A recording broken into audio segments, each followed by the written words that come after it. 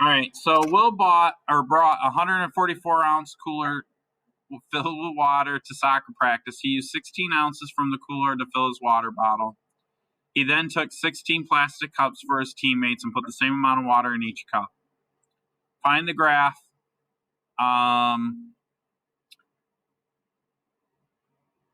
Find and graph the number of ounces of water X that Will have to put in each cup.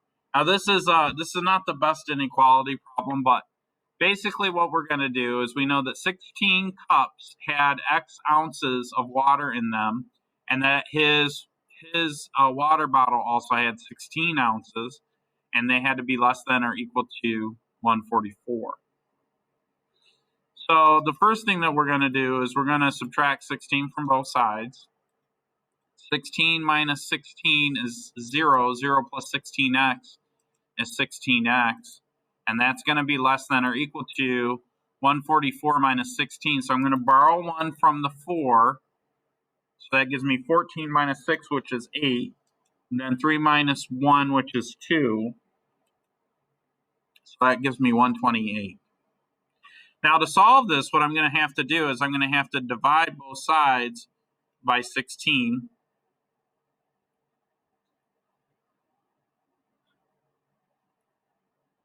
And 16 divided by 16 is 1. So I get x is less than or equal to 128 divided by 16. So let's just put that in here. 128 divided by 16 is 8. Goes into it evenly 8 times. So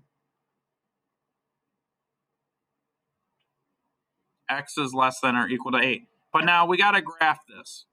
So now if I graph this normally, would we ever have a negative number though? Will we ever have minus 2? See, what I'm saying is if I graph this normally, I would say I'd have a number line, and then I'd have 8. And then to graph this, I got to include the 8. And then I'm saying x can be any number less than 8. Think of a number that's less than 8. 7. So 7's over here somewhere, right? So what I need to do is that's the direction I need to graph. So 7 could be a solution. 6 could be a solution. 5 could be a solution. Heck, -1 could be a solution. So normally I would graph that, but now we got to think about the context of the problem. Can I have -3 ounces of water in a cup? No. What's the boundary? What's the lowest amount of water I could have in a cup? Huh?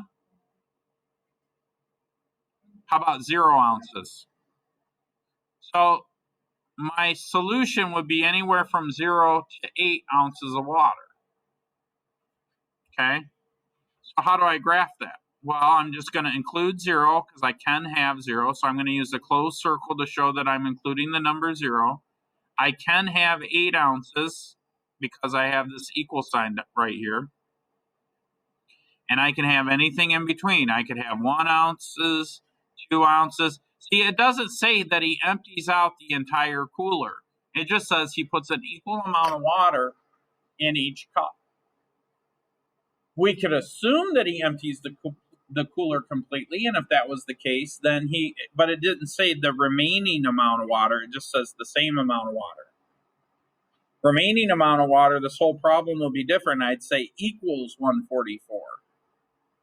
But it says he puts the same amount in, which means he could put 6 ounces in each cup, and there'd still be water left over in the cooler. Does that make sense? Okay.